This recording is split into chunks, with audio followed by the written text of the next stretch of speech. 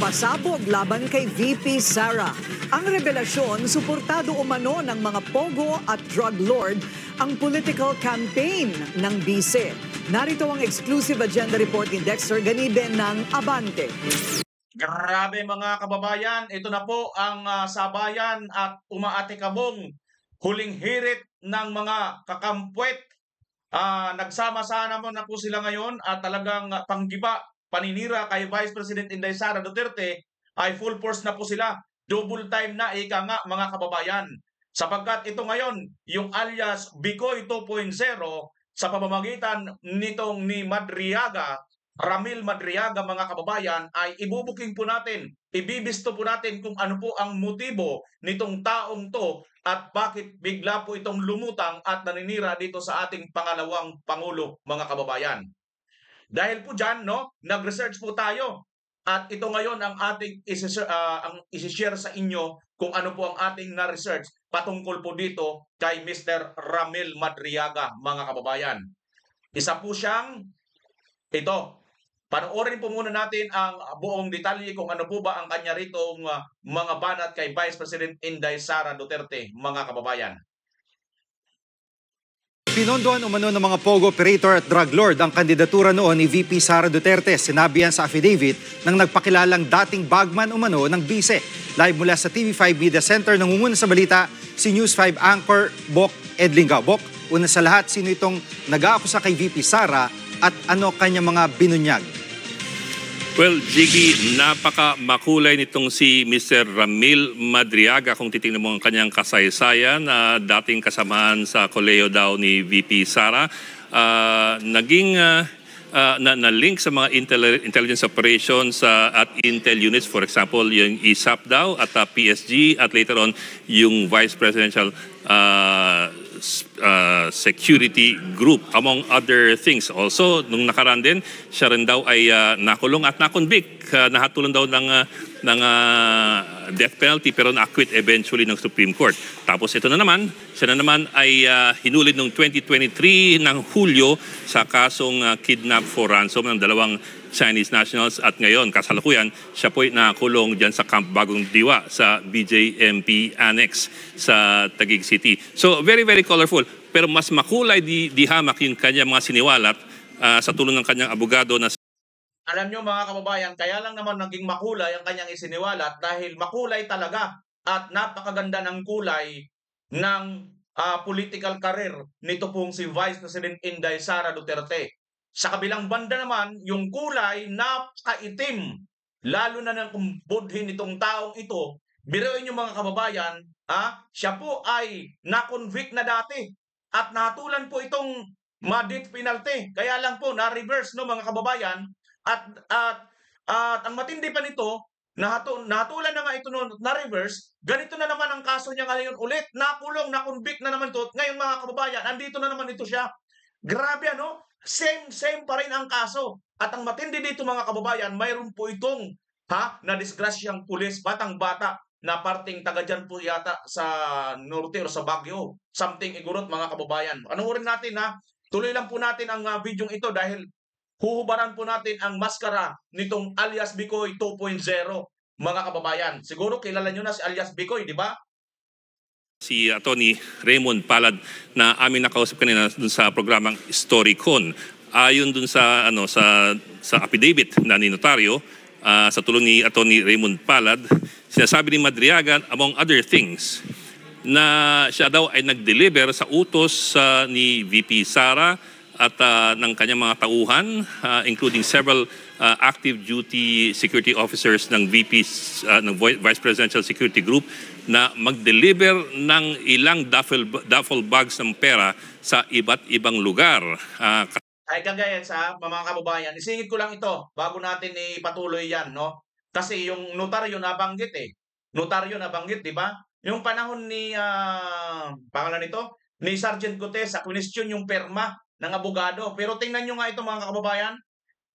Total, abogado at perma na lang din ang pag-uusapan. Ayan po mga kababayan, no? Mayroon po ditong post, no? Si Livito Baligod. I-search nyo po kung sino si Livito Baligod mga kababayan. When I did election law practice, during automated election system, I was taught by a handwriting expert on what to focus on when we examine handwritings on question ballots. Below, compare and focus on the terminal strokes, letter spacing, and letter forms. There are unique flourishes in each signature. NB signature screen grab from SOCMED post. Ayan mga kababayan.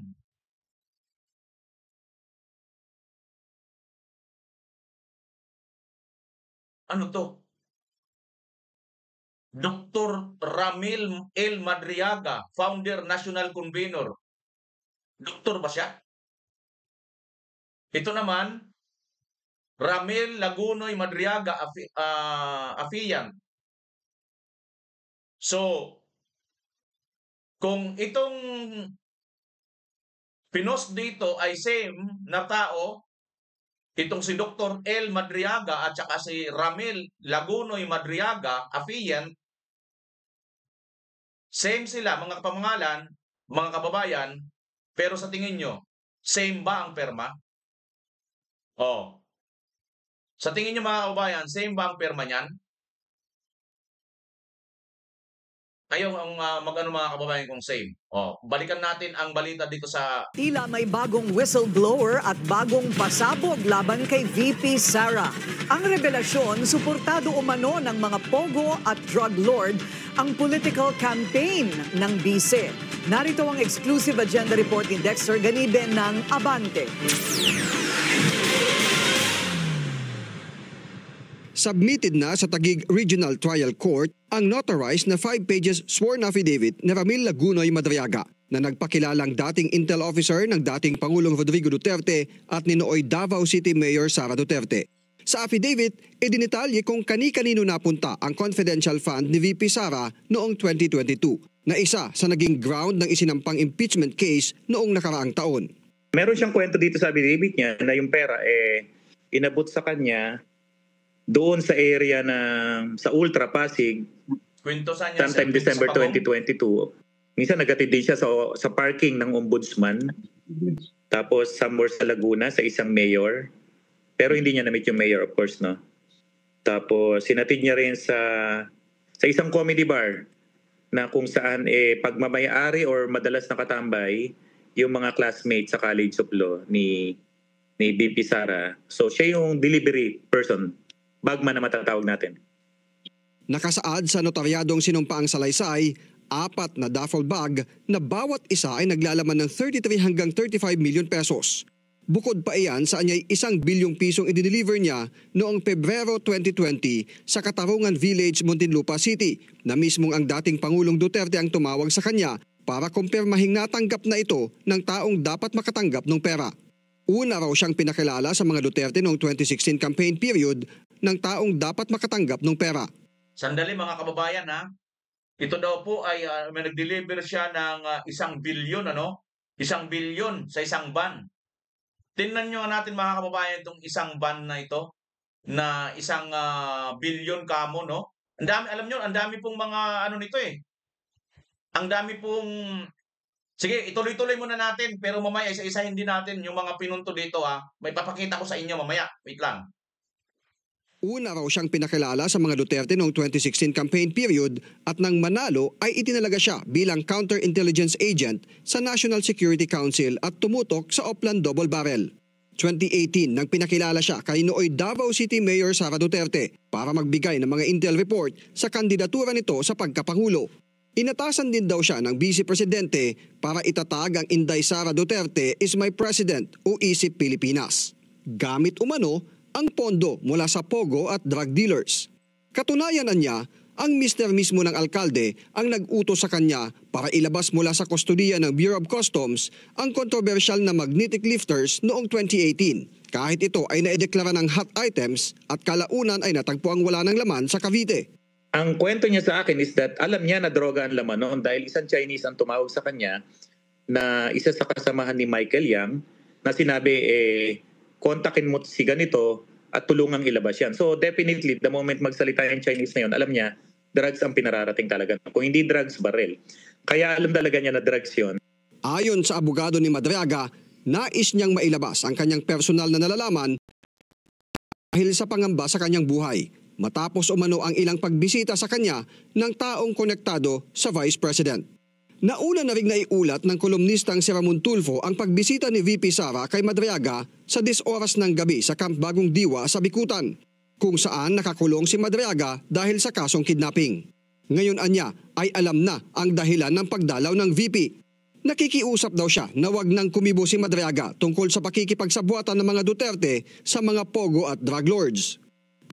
Tindi nyo mga kababayan, alam nyo na ngayon kung saan ang pinaguhugutan itong matandang hukluban na si Ramon Tulfo, yung na-black ayan nila Gretchen, nila Claudine Barreto, mga kababayan. Alam nyo na kung bakit ito may pinaguhugutan tong matandang hukluban na ulyanin na to, mga kababayan. Kasi pati kapatid ba naman niya, pinahamak di ba? Biruin mo ba naman, konsintihin yung kanyang kapatid na mabababae, di ba? Biruin nyo ba mga kababayan, pinahamak niya talaga kasi senador ng kanyang kapatid, supposed to be bawal yun, no? Sabihin ba naman niya na, ano ngayon kung mambabae si, pera naman daw niyang ginagastos. Alam niyo yun mga kababayan, kung hindi siya matandang hukluban at nag-uulyanin na, nasa tama siyang katinuan, pinahamak niya ang kanyang kapatid. Kasi, ang kanyang kapatid, bawal. Bilang may asawa, bilang senador, may i-text ka dyan. Dahil senador ka, nakikipapid ka. May asawa ka, magagalit ang asawa mo. Di ba? O kaso din yun. O tapos yung pera, abay questionable pa yun. Nasaan ang resibo mo na pera ninyo yan? May nakasulat ba yan? O pera namin galing yan? Kaya itong si matandang hukluban, alam na natin mga kababayan, saan pinagugutan. Sama-sama talaga sila, di ba? Sama-sama sila. Mga tatanda, yung isa pa, yung panot din, di ba? Si Lamas, di ba? Magaling lumamas yan. Nalamas ba naman si Mr. Cher eh? O wala namang pinapakalan ng pangalan ha? Ayon din kay Tulfo, tinulungan daw ni former Duterte spokesperson Harry Roque ang mga big-time pogo operator na magsampa ng kaso kay Madriaga. Aminado naman si Atty. Palad na may isang pagkakataon na kasama niya si mamamayang Liberal Party List Representative Laila de Lima na bumisita kay Madriaga sa loob ng piitan. Nito lang December 8 ay sinabi ni de Lima na Ayun na. Kaya naman pala mga kababayan, kay Jonel din pala pupunta at kay Bicoy. Mamaya, tuloy natin mga kababayan. Hindi pa sarado ang issues of accountability ng Vice President. Kaugnay ng napaulat na muling pagsasampa ng impeachment complaint kapag napaso na ang 1-year bar rule sa Pebrero. Binigyan natin ng electronic copy ng affidavit ni Madriaga ang Office of the Vice President kahapon para sa komento ni VP Sara. Para sa agenda, Dexter Ganibe. Alam nyo na mga kababayan kung saan po ito papunta at saan po sila Eto, tingnan po muna natin. Mga narinig ninyo, yung member daw siya sa security ni VP Sara, kung ano ang mga narinig ninyo. Tingnan natin itong ating mga na-research mga kababayan. Itong taong ito, ayan po. Ayan. Di ba, mayroon siyang nabanggit na nag-deliver siya ng 1 billion pera. Ayan po, no? Linagay dito sa isang van. Itong van na to mga kababayan, ang capacity lang nito ay 800 kilos. Yung 1 billion mga kababayan ay humigit kumulang 1 tonelada or 1,000 kilos. So paano kakasya dyan? Yung tao pa, driver pa, tsaka yung pahinante pa niyan, siyempre, more or less 1-2 tao yan. Di ba? Ayon nga kay kay pangalan nito, kay Sergeant Gutesa, di ba? Yung nagde-deliver sila, more or less 2 o kaya 3 tao sila nakalagay sa van, di ba? Sa van. So hindi magkakasya dito. Yan pa lang mga kababayan, alam na natin. Iba talaga, may motibo talaga sila, no? Ayan, ganyan po kalaki. Yung 1 billion na pera ay mahigit na po 1 tonelada or 1,000 kilos. Samantalang yung capacity ng van po mga kababayan ay ilan lang? Ang capacity po niyan ay kuan lang mga kababayan, 800 lang. Tapos magkakaroon pa ng tao, lalagpas po talaga mga kababayan. So, diyan pa lang, kita na kaagad. Ito pa. Sabi nga rito ng post ni SAS, no? The address Ramil Lagunoy Madriaga is in BGMP. Ibig sabihin, preso ito. This guy was arrested for kidnap, for ransom. This must be the head of the Madriaga Kidnap for Ransom Syndicate. So, paano itong magiging intel officer? O, di ba? Doon pa lang mga kababayan, kita nyo na kaagad. Paano siya naging intel officer? Di ba? Narinig nyo kanina, intel officer. Napasama dyan sa mga ni BP Inday, di ba?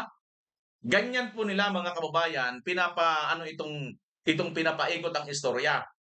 Nakapreso po ito ngayon mga kababayan. Nakatunayan nga na ano na ito noon, nasintensyahan na ito noon mga kababayan eh. Ha?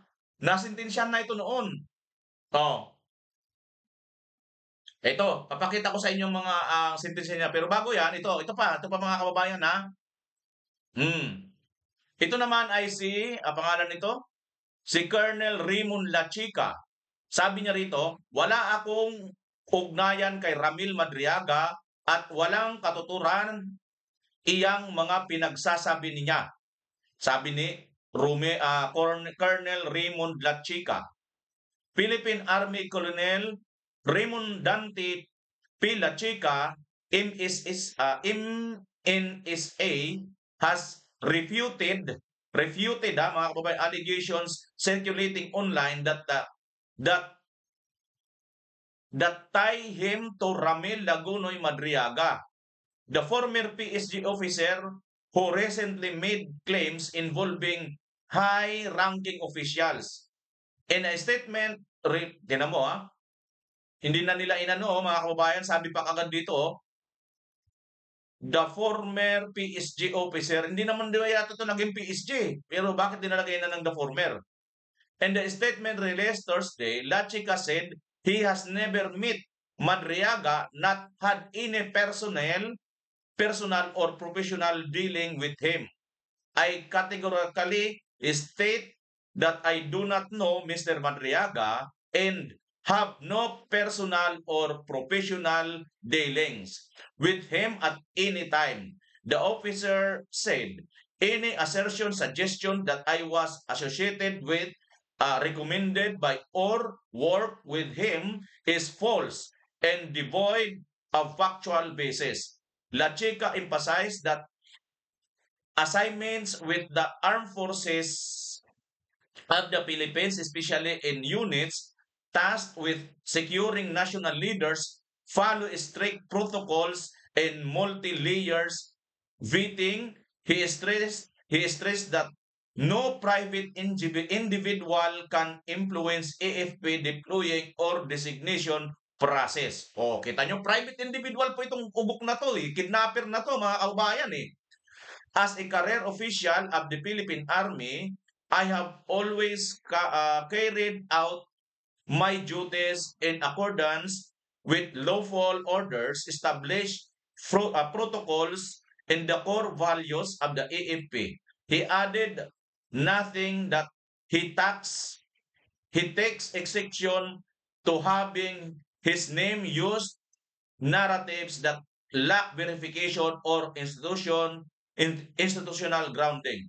The Army official urged the public and the media to defend on verified information and official AFP source amid heightened public interest in Madriaga's allegation.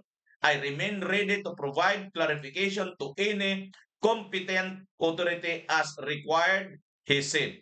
Ayan mga kababayan, si Colonel Raymond Lachica na tinatanggi niya pong nakasama niya po itong si kidnappuransang leader Ramil Madriaga mga kababayan. Nakakahiya, no? Nakakahiya, isang kriminal ang kanilang pinaniniwalaan mga kababayan. Head west on Darawi, Wawa BRG. Ito mga kababayan, ang ano dito, ang isa pa sa nakita natin mga kababayan na ito pa. Ito naman ay si Miss Just Egan. Si Miss Just Egan mga kababayan ay teka lang nasaan na ba yun? Wait lang. Si Miss Just Egan ay ano po siya mga kababayan, yung nakasama po natin, nakilala po natin yan, kasama po personal nurse security aid ni PRRD. Ito po ang post ni Just Egan. Isa rin po siya sa member ng PSG. Maraming nagtatanong kung kilala ko si Ramil na di umano ay dating PSG ni PRRD. Ang sagot ay hindi. Never ko nga iyang nakita or nakasama. Pangalawa, when PRRD won in 2016, yung senior security ni PRRD na policeman ay binigyan na lang ng ibang assignment with the first family. Why? Dahil ang qualified lamang na maging PSG ng Pangulo ay need makapagtapos ng VIP protection course. Kahit matagal ka na bilang security aide, hindi ka pwedeng mag-duty unless mag-schooling ka muna ng 3 months in order to become a PSG. Si Ramil ni hindi nga officer, hindi PMA-er, kaya't sobrang labo ng kwento niya dahil alam ng lahat na sobrang strict ng PSG pagdating sa seniority of qualification. Bilang isang civilian, employee na madalas makahalubilo ang uniform personnel, from time to time, wala po kaming knowledge o idea kung sino si Ramil o kung ano at ano siya, at salungat po ito sa sinasabi niya sa sworn statement niya. Yan po mga kababayan ang post ni Just Egan na nagpapatotoo na hindi daw po itong tunay na member ng PSG. Ito pong si Ramil Madriaga. So, ano bang tunay na record na ito? Kung hindi ko kayo bibigo, nag-search tayo mga kababayan. Sandali, nag-search tayo. Ibibigay ko sa inyo ang aking na-search patungkol dito. Ang tunay na pagkatao nitong lumutang ngayon na naninira kay Vice President Inday Sara Duterte. Panoorin nyo, handa na ba kayo? Ito, panoorin nyo ang tunay na pagkatao ni Ramil Madriaga mga kababayan. June 4, 2022, dalawang magpinsang Chinoy o Filipino-Chinese ang dinukot sa Tondo, Maynila. Yung dalawang magpinsan, on the way sila sa isang customer nila. Galing sila sa isang customer nila nung nakidnap sila, no? Ayon sa Philippine National Police, Anti-Kidnapping Group o PNP-AKG, mula Maynila ay dinala ang dalawang biktima sa isang liblib na lugar sa Laguna. Talaga shock na shock kami nung nakidnap yung dalawang magpinsan na batang-bata pa, no? Businessman. 100 milyong piso raw ang hiningi ng kidnappers kapalit ng kalayaan ng magpinsan. Ang pamilya ng mga biktima umaray sa laki ng halaga. Matapos ang mahigit 10 araw, June 15, 2022, matagumpay na na-rescue ng PNP-AKG ang dalawang kidnap victim, pero ang mga suspect mabilis na nakatakas. They were rescued actually sa tulong ng mga kapulisan natin sa local and with our anti-kidnapping group. Naging joint effort to Pero bago pa makapuslit, naplakakan ng mga pulis ang getaway vehicle ng mga kidnapper. Sa bayan ng Pililla sa Rizal, nagkaengkwentro ang mga pulis at ang grupo ng mga kidnapper. And the part of the group, yung Kidnap for Ransom group, sa Madriaga group, dalawa ang namatay sa kanila. Sa kasamaang palad ay namatay sa engkwentro ang isa sa mga miyembro ng PNP-AKG na si Patrolman Joshua Lingayo. Siyempre, siya nga may isang ina, narigat, nasakit, natanggapin, nga natay di anak ko. Sa investigasyon ng PNP, lumalabas na ang mga nasawi ay miyembro ng isang notorious na sindikato, ang Madriaga Kidnap for Ransom Group. Ang leader ng grupo, kinilalang si Ramil Madriaga. Paano nyo ika-classify ito, sir? Well, they are notorious. In fact, yung pag tingnan mo yung history nila, they already served their yung previous actions nila, criminal acts nila, and then again bumalik sila, so talagang notorious. Ayon sa nakalap naming resibo, taong 1996 nang makasuhan si Ramil Madriaga dahil sa pagdukot sa isang Chinese businessman. April 30, 1997, guilty ang naging hatol ng Pasig City Regional Trial Court sa 3 akusado para sa kasong kidnapping for ransom at ang hatol, death penalty. Pero taong 2003, pinawalang sala sila ng Korte Suprema. Mula noon, business as usual daw ang grupo. Saan ho nakabase ang operasyon nito, Chief PNP, sir? Based on our intelligence report, lumalabas po, nakakarating pa sila sa Pangasinan and Region 3, 4A, and Corby and also in NCR. Kabilang nga sa naging biktima nila ang magpinsang Filipino-Chinese na na-rescue sa Laguna. Kaugnay nito, sinampahan ng kasong kidnapping sina Ramil Madriaga, Ronald Alivio, Jaime Patano, Ervin Bernados at Richard Babagay. Ayon pa sa PNP, plano na naman daw mambiktima ng grupo. Yeah, that's what we are getting. Kaya talagang hindi natin nilubayan. Pag hindi namin tututukan to, marami at marami pang magiging biktima. Kaya bago pa man makapag-regroup sa bisa ng warrant of arrest nitong July 13, 2023, tinunton ng PNP AKG ang hideout ng mga Madriaga. Nang makarating sa Rizal, hindi na sila nakapalag. Isa-isa ng inaresto ng PNP AKG ang 5 suspect na sina Ramil Madriaga, Ronald Alivio, Jaime Patano, Ervin Bernados at Richard Babagay. Habang pinoproseso sila sa opisina ng PNP, si Madriaga biglang hinimatay.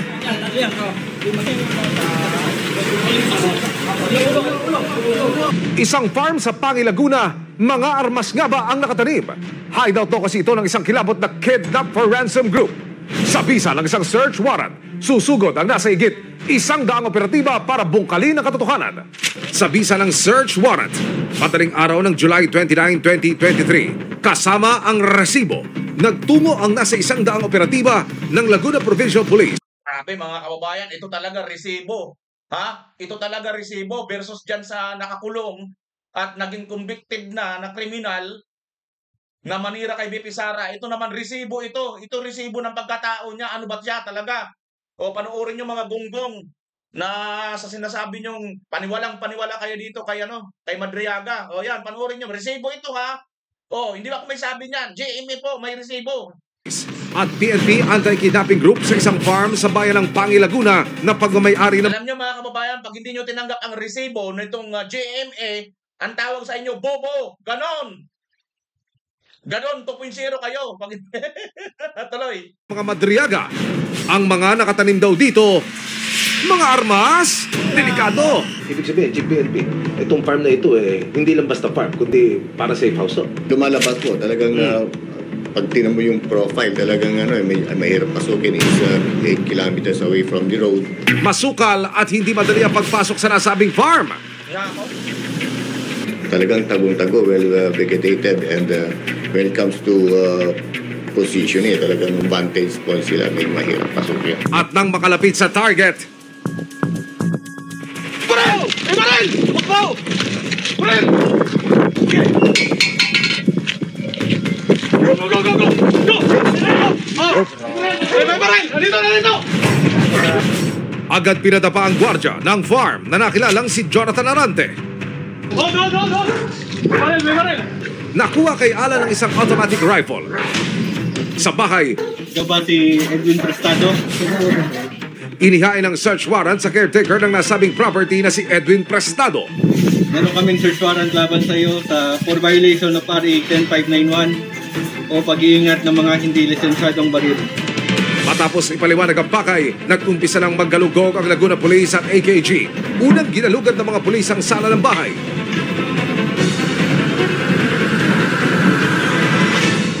Walang mga baril na nakita sa sala. Hanggang pasukin ng Laguna PPO ang isang silid. Sa loob ng isang kwarto, tumambad sa mga pulis ang nakahilerang mga armas. Nakita yan sa master's bedroom. Andun nakita yung mga baril. Siguro sabihin na lang natin na baka nire-ready nila for them to take them out. Inaayos pa siguro nila para to ilipat ng mga location. At nang buksan ng isang kahon sa gilid ng kama, maging ang mga pulis napanganga sa kalidad ng mga baril na nakuha. Mayroon silang submachine gun, they're using a scope and silencers. Farm ba ito o armory? Based on that, you cannot take them lightly. Talagang malaking grupo to, hindi sila ordinaryong grupo. High profile ang kaya nilang i-operate. Sa kabuuan, na-harvest ng mga pulis ang 4 na caliber 38 revolver, 2 M16 rifle, 3 12-gauge shotgun, 3 kalibre 22, 1 Beretta 9mm, 1 Uzi submachine gun, 1 caliber 357 at mga bala.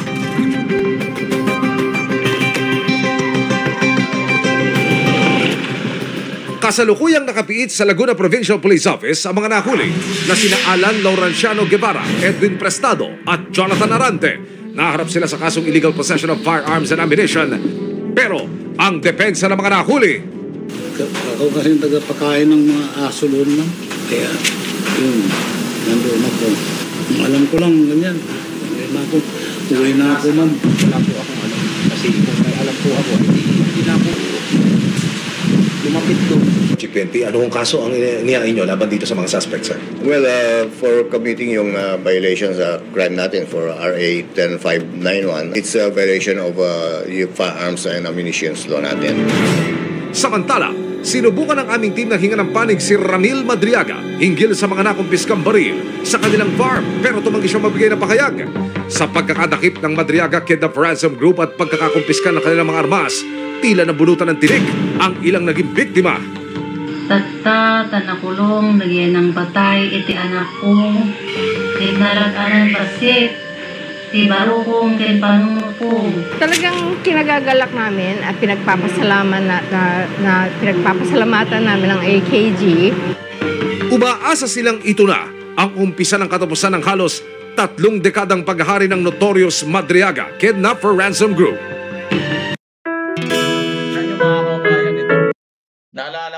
Alam niyo, may naalala ko dito, no? Yung Kuratong Baliling case. Naalala niyo ba mga kababayan ng Kuratong Baliling? At sino doon yung Sino doon yung kilalang tao mga kababayan sa Kuratong Baliling? Ayan po, ang record ni Madriaga na ito po ngayon ay naninira kay Vice President Inday Sara Duterte. Mantakin mo, na-convict ka na, convicted ka na at ngayon nakakulong ka pa rin ng no bail, walang kapiyansa-piyansa. Pagkatapos, talagang magmamagaling ka pa, sasabihin mo si VP Sara, talagang ganito. Ayos talaga, no? Pero ngayon, yung mga media ngayon, mga kababayan, pasintabi sa mga media, pasintabi, sorry Pero mga media ngayon talagang parang kapos na talaga sila sa mga mga balita na dapat ibalita, kaya pasensya na kayo, kakaunti na talaga ang naniniwala sa inyo Kasi biruin mo, ang mga balita dapat na inyong tutukan, itong mga binulgar ni Saldico, wala na kayong mga follow-up kung ano na mga reaksyon Di ba? O ito, sinong naalala ninyo mga kababayan doon sa Doon sa pangalan nito, yung sa Kuratong Baliling? May naalala ba kayong kilalang tao doon? O bago nyo alalahanin yun, ito pa. Yung report dyan kay Madriaga, mayroon pa dito. Pero wait lang mayroon lang itong kasi ewan ko naisip ko dito. Itong si Lacson parang tinatamad na yata mga kababayan Tinatamad na yata ng Blue Ribbon. Bakit kaya tinatamad na siya, no? Tapos na ba mga kababayan? Natanong na ba lahat? Naimbestigahan na ba lahat ng Blue Ribbon ang mga dapat imbestigahan? Mga kababayan? Hindi ko dito na yata sayang Pero kasi mayroon ako nakita na post na ni Lacson na mukhang ipapatigil na yata ni Lacson mga kababayan, no? Ang Blue Ribbon. Pero ang tanong tapos na ba? Tapos na ba mga kababayan ang investigasyon na napatunayan na ba lahat? Mayroon na bang nakasuhan doon sa Blue Ribbon? Di ba? Mayroon na ba silang sinampa? Kasi bakit parang tinatapos na ni Lacson ngayon? Bakit kaya? Ubos na ba lahat? Napagtanong na ba ni Lacson lahat ang mga pinangalanan ni Saldico, ni Gutesa? Kasi ang ginawa ngayon ng gobyerno natin, mayroon doon statement si Saldico at mayroon statement si Gutesa na sinama nila at mga kinasuhan nila. Pero bakit lahat ng mga binanggit ni Saldico at lahat ng binanggit ni Gutesa ay hindi kinasuhan? Di ba, mga kababayan? So, yan mga tanong natin, O ito. Ito, mas lalo nyo pang makilala itong pangalan nito, itong si Ramil. Sa kulungan ng bagsak ng 5 umunong miyembro ng isang kidnap for ransom group sa Cainta, Rizal, tunghayan sa pagtutok ni June Veneracion. Hinuhuli ka namin sa kaso na kidnap for ransom. Sa loob lang ng 24 oras, magkakahiwalay ng naaresto ang lahat ng miyembro ng isang kidnap for ransom group sa Cainta, Rizal. Sila umano ang mga nasa likod ng Madriaga Kidnap for Ransom Group na nakapatay sa isang operatiba ng PNP Anti-Kidnapping Group o AKG nang i-rescue nila ang 2 kidnap victim noong nakarang taon. Brutal daw ang pamamaraan ng grupo sa kanilang mga biktima. Meron silang time frame pag hindi makabayad within specific period yung family of the victim, sinasaktan at pinapatay nila. Habang nasa headquarters ng AKG, nag-collapse ang leader ng grupo na si Ramil Madriaga bago isalang sa tactical interrogation. Sabi nga ng reporter kanina, nag-collapse, nahimatay. Di ba mga kaubayan? Kasi daw may epilepsy daw ito, no? Pakinggan nyo nga ito. Collapse ang leader ng grupo na si Ramil Madriaga bago isalang sa tactical interrogation. May sakit daw siyang epilepsy at hypertension. Sabi ng AKG, nakulong na dati ang 2 sa 5 na aresto pero napawalang sala ng Korte Suprema kaya pinalaya noong 2003. Bukod sa kidnapping, mistulang private army na rin daw ang grupo na nagsimulang mag-operate. Wait lang mga kababayan ha. Di ba sinasabi nito, may claim ito na BPSG daw ito. Pero ayon nga dito sa mga mismong PSG, yan si Colonel Lachica at saka si Just Egan na nakasama ni PRRD dyan sa pagiging talagang malapit niyang kay PRRD, ano? At nakita natin yun. Siya yung nurse, no? Si Just Egan ni PRRD. Nandun tayo noon. Nakasama natin yan noon minsan. Ngayon, mga kababayan, sa kabila ng lahat ng ito, lakas ng loob niya, no? Sabi na, ano siya, yung member siya ng PSG. Alam niyo naman mga kababayan, yung maging member sa PSG, talagang napakataas ng criteria niyan, di ba? Physically fit, mentally fit. Dito pa lang, ayan, bigla na lang siyang inatake ng epilepsy. At ito, dagdagan ko pa kayo ng impormasyon, mga kababayan. Kami po, nung bata ako, mayroon kaming kalaro noon. Bagamat may edad na siya, may something sa kanya, may sakit siyang epilepsy. Siguro that time, mga nasa 20, mga 21, 22 na siya. Kami naman bata, mga 10, 8 years old lang kami noon. Bigla na lang pong bumabagsak yung kapitbahay namin na yon. Nangingisay, bumubula ang bibig. Ganyan pong inaatake ng epilepsy. At hindi po yun basta na lang basta may oras, hindi. Bigla-bigla lang po yun. Kaya ang kinamatay nga noon, mga kababayan, sa dagat ay sa ilog. Kasi bukod po dun sa may karamdaman siyang ganun, masipag po yun, manguha ng kahoy. Ayun mga kababayan. So, ang kinamatay niya, habang nandun siya sa bangka, sa ilog, nahulog siya nang inatake siya ng epilepsy. So, sipin nyo doon pa lang sa claim niya na member siya ng PSG, hindi siya papasa kasi may epilepsy siya eh. At matagal siyang nakakulong mga kababayan, di ba? Alam nyo, dito pa lang wala na talagang credibility. Plus, yun nga, nasa kulungan siya. Anong credibility nito? Di ba? At ang isa sa common denominator dito mga kababayan, bakit kaya? Kung tingnan nyo kay Bantag, sinong ginamit kay Bantag? Lahat mga kababayan na pinanggigiba sa mga Duterte alay, mismo sa mga Duterte, ang isa lang ang common denominator nila, galing kulungan or kaya nakakulong or mga kriminal. Naalala nyo? Kay Bantag, di ba, sa kulungan din, pinagkukuha nila, mga preso din, mga PDL din. Saan pa? Doon din sa Quadcom nila, di ba sa Davao din, nakakulong din yung mga tao, kriminal din. Ito naman ngayon, kriminal din. Di ba mga kababayan? Ganito po sila kahumi maglaro. Noong dekada 90. This group is also involved in providing VIP security sa some businessmen and some politicians dito sa NCR area at saka Region 4A. Pero may pagkakataon umanong ang ibinibigay nilang security ay siya rin umanong ginagamit para dukutin ng taong dapat ay pinoprotektahan nila. Iyon ang malupit mga kababayan. May pagkakataon daw po pala na bantay sa lakay ito sa binabantayan nila. Ang lupit, ang tindi pala nitong mga hudas na ito. Ganyan? Anong credibility niyan? Di ba? Wala, bagsak po. Zero credibility po ito. Hindi man tayo judge dito, hindi man tayo abogado dito, pero napakatalino mo naman siguro kung pipiliin mo pa. Sobra na siguro ang talino mo. Daig mo pa si Einstein. Lagpas ang katalinuhan mo, kung biruin mo, pipiliin mo yung credibility ng isang convicted na dati, criminal, may mga pinatay, at ayan pa nakakulong pa ngayon versus dito sa tao na wala kang napapatunayang kasalanan. At mahal na mahal pa ng buong mga Pilipino. 30 million Pilipino bumuto, di ba? Hindi ba kayo makuna ng comment kung dito sa magkakaresto sa inyo? Wala po. Base sa intelligence information ng PNP, nagre-regroup na naman ang mga suspect bago sila naaresto. 2 posibilidad lang ang nakikita ng anti-kidnapping group.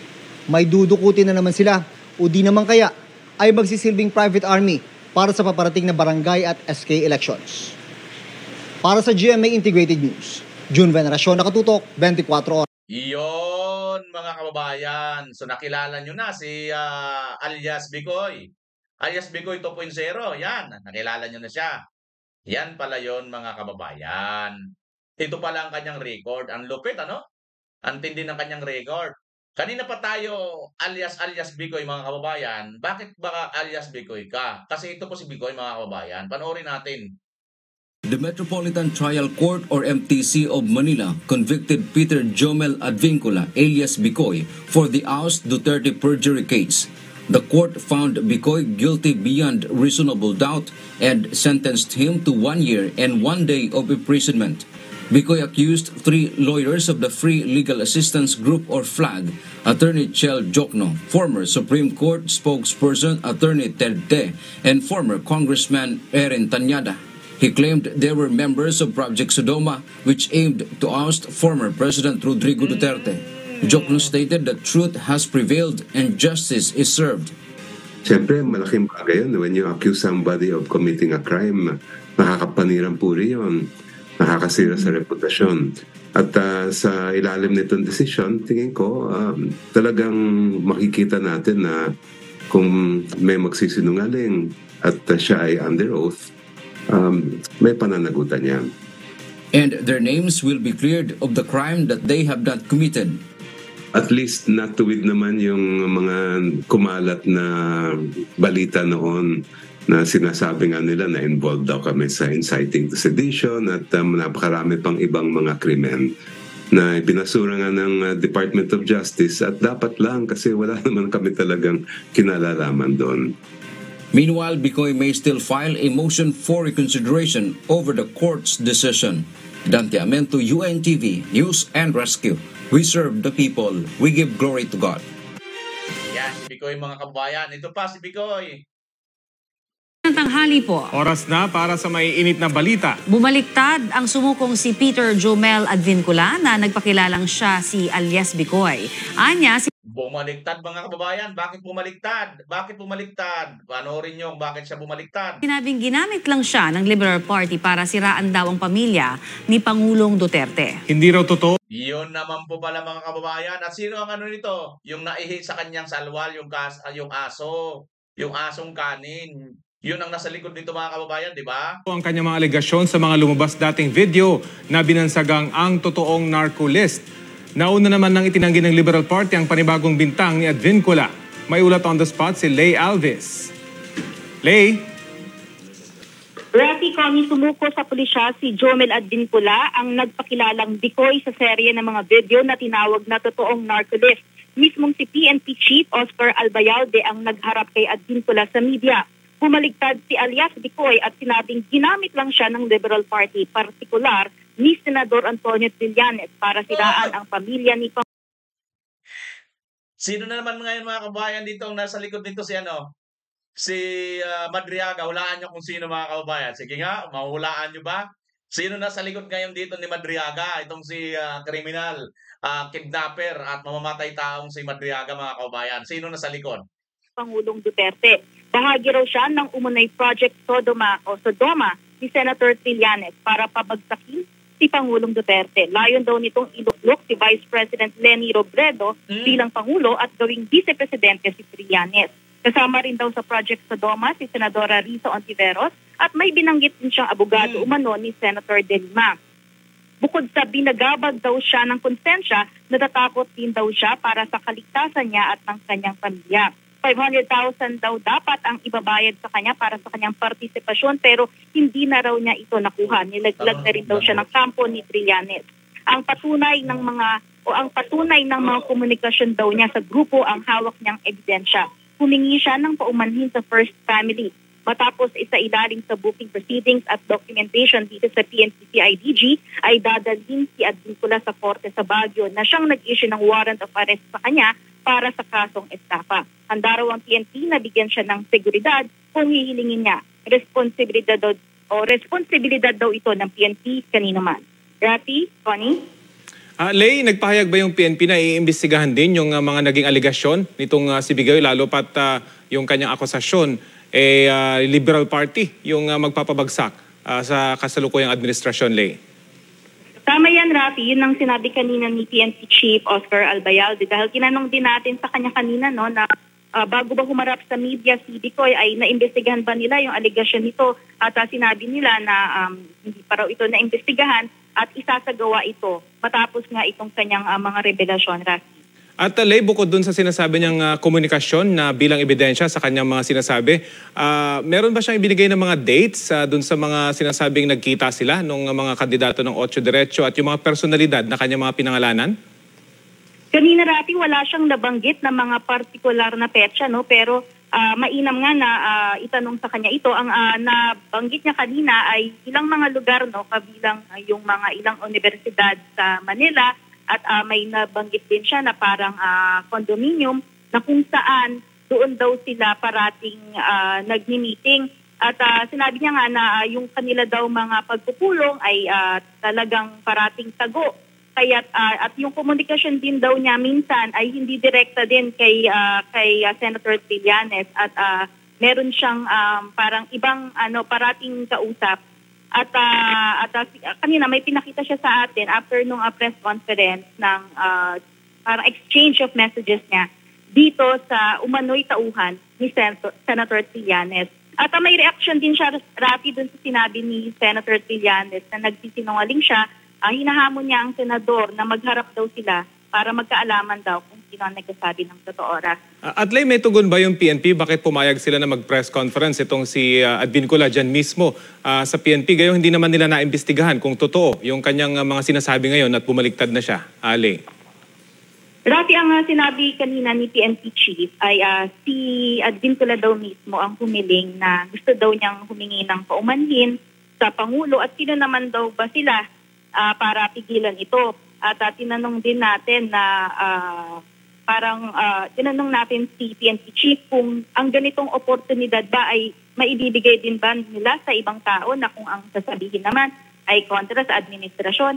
Ang sabi ni PNP Chief ay wala naman daw silang sinisino at hindi nila kontrolado kung ano yung sasabihin ng tao. Rafi. Pero tama ba na, Lay, na pagka dinala na siya doon sa korte, pwede siyang mag-bail? Available naman ito at anytime ay pwede na siyang makalaya? Tama yan, Rafi. Ang impormasyon natin ay 6,000 pesos daw ang piyansa para dun sa kanyang kasong estafa sa Baguio. At kung after niya magpiyansa ay hilingin niya na bigyan siya ng seguridad ng PNP, ay ibibigay naman daw ito sa kanya at sa kanyang pamilya, Rafi. Okay. Maraming salamat, Lay Alves. Samantala, narito po yung kabuuan ng mga naging pahayag ni Bicoy kanina sa press conference sa Philippine National Police. Pag tinignan natin ang deposit summary, makikita natin ang mga pangalong accounts ay nasa pangalan ni Elijah Manuel Pepito.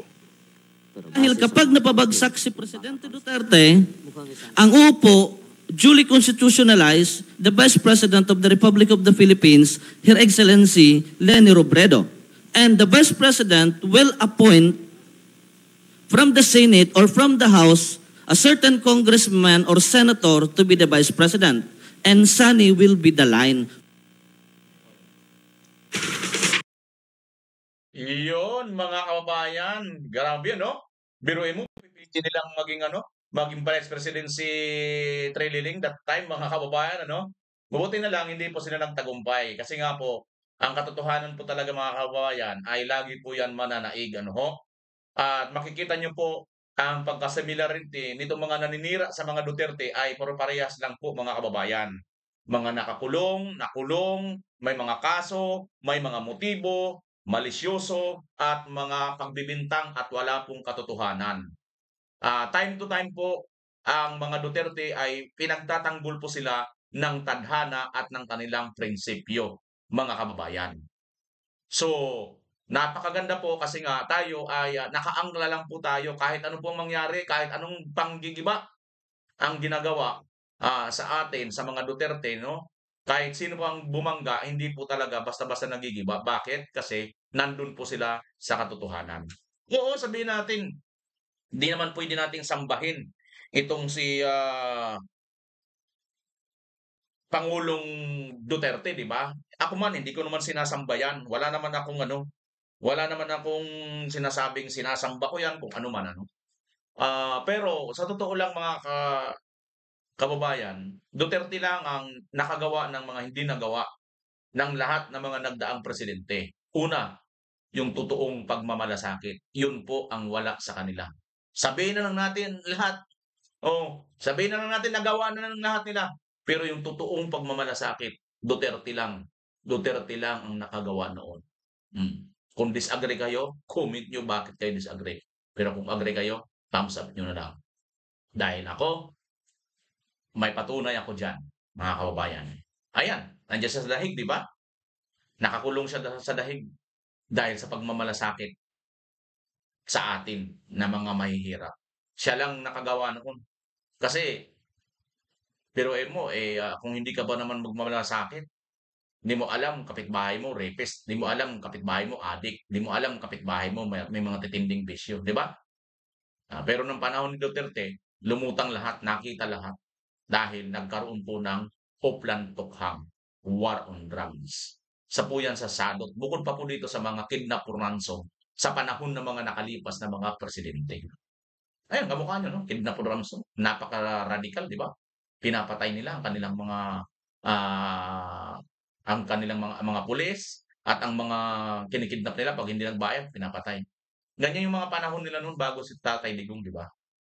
So ito yung direkta na naramdaman ng taong bayan na ipinagmalasakit ni Pangulong Duterte. At dahil dyan, isa pa sa kanyang ultimate pinagmalasakit, itong mga kapulisan.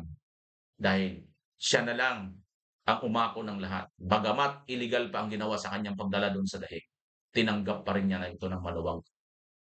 Isang napakabanal na pagmamalasakit. Kasi kung alam mo, tao por tao lang pag-uusapan, bakit ako lang? Di ba? Bakit ko lang? Yung mga pulis ang gumawa, hindi naman ako eh. Programa ko yun eh. Alam naman nilang gawain nila. Di ba? Bakit ako lang? Hindi. Para huwag kayo madamay. Para sa pagmamalasakit ko sa inyo, sabi ni Pangulong Duterte, ako na lang. At huwag kayong madidisip mga kababayan kasi mayroon pong mga nagpapakita na kunwari supporter at nagmamalasakit sa taong bayan, pero it seems like mukhang may motibong kailangan natin abangan at bantayan. Panoorin niyo po ito isang video nito mga kababayan, ha. Hindi ko po ito ibinabash, pero mamaya reaksyonan po natin ang kanyang sinasabihin dito. Pag ordinaryong manggagawa, no work, no pay policy yan. Tapos merong mga congressman at mga senador gaya ni Bato de la Rosa na hindi na nga pumapasok at hindi gumagampan dun sa trabaho nila, nakukuha pang buo yung sahod nila. Mga boss, sabi ni Senate President Tito Soto, hindi daw applicable yung no work, no pay sa mga miyembro ng Kongreso. Kabilang na dyan yung mga senador at mga congressman. Totoo naman, kasi kahit saan mo hanapin, walang nakasulat tungkol sa no work, no pay policy sa rules ng House of Representatives at Senate of the Philippines. Pero di ba dapat di na-issue yan? Bilang mga halal na opisyal, keso senador ka o congressman, dapat automatic na pumapasok ka. Lalo pa nagpapasahod sa iyo mga manggagawa at ordinaryong Pilipino. Isipin natin itong mga boss ha, pag ordinaryong manggagawa, no work, no pay policy yan. May bagyo o wala, may special holiday o wala, inaasahan na papasok at papasok yan. Dahil pag di siya pumasok, wala siyang kikitain. Tapos anong mababalitaan natin? Merong mga congressman at mga senador gaya ni Bato de la Rosa na hindi niya na nagagampanan yung trabaho niya. Umattend ng mga committee hearings, gumawa ng mga batas. At itong nakaraan lang, budget deliberation sa Senado, hindi nga siya nagpakita. Tapos buong-buo niyang makukuha yung sahod niya at mga benepisyo ng opisina niya. Tapos ano ba naman yung maririnig namin na dahilan mo kung bakit hindi ka nagpapakita na meron kang kaso na inaharap at maaari na servan ka ng warrant of arrest? Ang manggagawa, ordinaryong manggagawa, kahit may problema yan o wala, may sakit yan o wala, may humahabol, may humahunting dyan o wala, papasok at papasok yan para makuha niya ng buo yung sahod niya.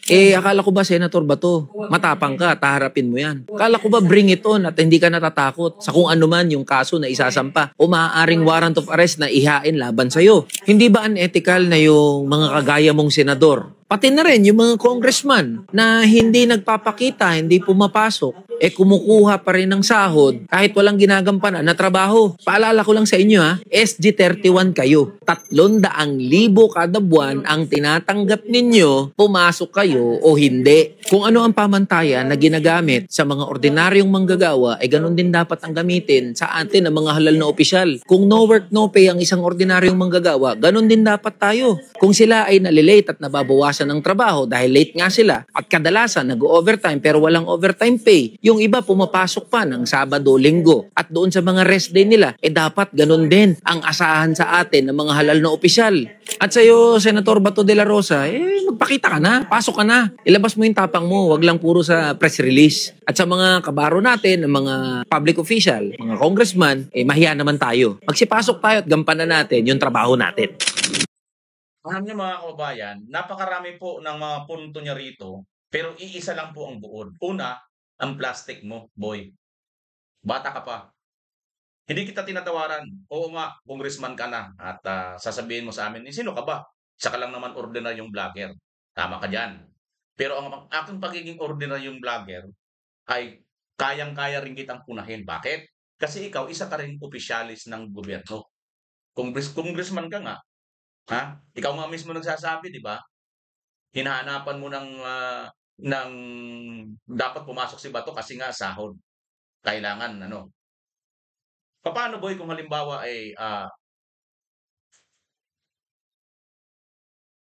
i-test ko yung mo, i-test ko yung kagalingan mo. Magaling ka, di ba? Magaling ka, di ba? Ganito na lang. Una, bakit hindi mo tinatanong si Soto kung naibigay na ba niya ang ipinangako niya sa eleksyon? Tinanong mo ba yon, boy? At nung panahon ng si Saldico, nakasama mong congressman nang hindi pa nagre-resign, nagganyan ka ba? Nag-alburuto ka ba? Hindi, di ba? At si Martin Romualdez, boy, tinanong mo ba kung pumapasok ba talaga yan? Ang tagal din natin din nakikita at naririnig yan, di ba? Pumapasok ba si Martin? Ba't hindi mo tinatanong, boy? Ang hirap kasi sa'yo, pabida-bida ka. Nagbibida-bida ka. Ito na lang, simple na lang. Totoong nagmamalasakit ka, kamo, di ba? Nagmamalasakit ka at alburuto ka dahil nalulugi ka mo yung gobyerno. Wala akong problema dyan. Tama nga naman yung sinasabi mo. Kaya lang ito, para sa diretsahang salita, sarap mo, minsan, sana lang makaharap kita minsan, ma-interview mo lang kita. Kasi gusto ko talagang bitawan yung tanong sa'yo. Kasi bisa ka rin vlogger O pa-viral ka lang din. O pa-trending ka lang din. Ha? Alam mo, hanga kami sa'yo Humahanga rin kami sa'yo kasi okay naman ang mo Kaya lang bata ka pa pagdating pa sa politika. Wala pa, mahina pa, kunti pa yung laman mo. Oo, articulate ka magsalita. Hindi kami mananalo sa iyo.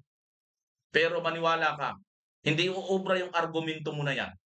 Mayroon lang akong sa iyo isang tanong, kahit kung harap tayo magdebate. Ito, bigyan kita ng tip. Baka mamaya makarating sa iyo ito. Kung may viewers man tayo rito na hamahanga dito kay Eli San Fernando, Congressman. Ako wala akong problema dito sa nito sa husay nito. Hanga rin ako Pero dito sa puntong ito, mukhang tila baga nagiging kasangkapan ka ng mga dilawan at ang kakampi ng administrasyon ito. Bakit? Ito yung punto ko sa iyo. Lapit ka. Share nyo ito kung mayroon kayong tagahanga ako rito, viewers ko dito na nanonood kay tagahanga rin ni Congressman Eli San Fernando. Ito yung tanong ko. Congressman Eli, di ba? Ang rason ni Senator Bato, ayaw niyang lumutang kasi nga anytime kikidnapin siya. Yung ginawa kay PRRD, ganun din ang gawin sa kanya. Tama, hindi. Totoo, hindi. Totoo. Ang tanong ko sa iyo, Congressman Eli San Fernando, bakit hindi ikaw muna ang unang sumurinder at sumuko at magpadala sa ICC? Kaya mo ba? Pag sinagot mo ako, Congressman Eli San Fernando, sabihin mo sa akin, kaya ko, di pumunta ka na. Magpahuli ka na sa ICC. Lumutang ka na. Pumunta ka na. At sasabihin naman ng mga basher at mga followers niya, Bigay mo sandali, hindi naman siya yung may kaso eh. Exactly! Exactly! Tama sabi mo. Wala siyang kaso si Congressman Eli San Fernando. Ganon din si Senator Bato. Asaan ang kaso? Asaan ang warrant?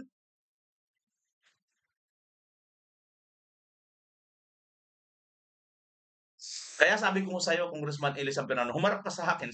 May minsan lang, machimpuan kita. Yan ang i-diretso kong tanong sa iyo. Maniwala ka. Kung kaya mong pumunta at magpakidnap sa ICC, una ka munang gawin yun. Ngayon, kung hindi mo pala kaya yun, huwag mong iatang kay Senator Bato. Bakit? Nakataya ang buhay ng isang senador dito. Ikaw man, kung malagay ka sa lagay ni Senator Bato, lulutang ka ba? Alam mo namang mali. Lulutang ka ba? Alam mo walang waran. Lulutang ka ba? Di ba napakatanga mo lang? Ngayon sasabihin mo, magtrabaho ka. Kailangan mo lumutang, magtrabaho ka. O di ikaw, ha? May banta nga eh. May bantangang may warrant nga eh, na tinatago lang eh. Eh mayroon ng president, may ginawa na silang ganito. Si Tatay Digong nandun na nga sa dahig. Tapos ngayon sasabihin mo pa, lumutang ka at magtrabaho. O di kung yan lang inanakit mo, pagdating ng araw, lumutang si Senator Bato, magsampa ka ng kaso. Singilin mo si Senator Bato. Ganun lang kasimple yun. Ngayon kung hindi mo yung kayang gawin, ibig sabihin, ang motibo mo rito, gusto mo lang ipahamak si Senator Bato at kakampi ka lang nitong administrasyon na ito para mang-kidnap kay Senator Bato papunta sa dahig. Katulad ng ginawa kay Tatay Digong. Yun ay opinion at analogy ko lang. Kasi kung talagang nagmamalasakit ka ng totoo para sa bayan, una ka muna magpakulong, magpakidnap ka muna. Sa lahat ng mga nagsasabi dito, oh, Senator Bato, bakit hindi ka pa lumutang? Sagutin mo yung ICC. Sagutin mo lang ang nilalabas si Buying, gago ka ba? Di ba? Yan ang sinasabi natin dito mga kababayan. Wala man tayong pinag-aralan pero hindi nila monopolyo. Hindi nila monopolyo ang ating pag-iisip. May isip tayo mga kababayan na hindi nila pwedeng laruin sa kanilang mga sampay-bakod na prinsipyo. Ano ibig sabihin pag sinabing sampay-bakod? Yung hahapay-hapay. Ganun. Sorry to say sa'yo, Mr. Congressman Eli San Fernando. Mukhang pumapaling ka na. Hindi ko alam ha. Sana lang maganda yung maging direksyon mo balang araw. Pero maniwala ka, basang-basa ka ng taong bayan. Hindi uubra yan. Hindi uubra yan. Maniwala ka. Malay natin ang nasa likod mo, mga dilawan din pala, di ba? O malay natin ang nasa likod mo, mga Marcos at Martin Romualdez din pala. After all, magkakasama kayo dyan, congressman eh. Kasi bakit ka ba pare-pares kayo di ba mayroong kayong tinatawag na courtesy, parliamentary courtesy? Na yun ngayong laging sinasabi ni Lacson. So ibig sabihin, bilang senador si Lacson na nagsasabi ng ganun, na ginagalang niya yung courtesy parliamentary, kaya hindi nga maimbestigahan ng mga kasamahan mong, dati mong speaker, si Martin Romualdez, hindi nga maimbestigahan. Kala mo naman, galing-galing mo. Hindi ka nga umubra kay Miao eh. Hindi ka umubra kay Miao. Sa tapang at galing style ni Miao, hindi ka obra. Dinadaan mo lang sa pagiging articulate na pagsasalita. Hindi ka obra kay Miao, maniwala ka. Wala ka sa kaligtingan ni Congressman Miao. Hindi kita sa minamaliit. Kung comparison man lang din, hindi ka umubra. Ikaw, daldal ka lang din naman ng daldal eh. Si Congressman Miao, kahit mamiyaw-miyaw yun, pumunta talaga yun doon sa mga rally at talagang nagpakita talaga ng totoo. At ngayon nga, Kinasuhan na siya, pinatatanggal na siya. Di ba? Eh ikaw,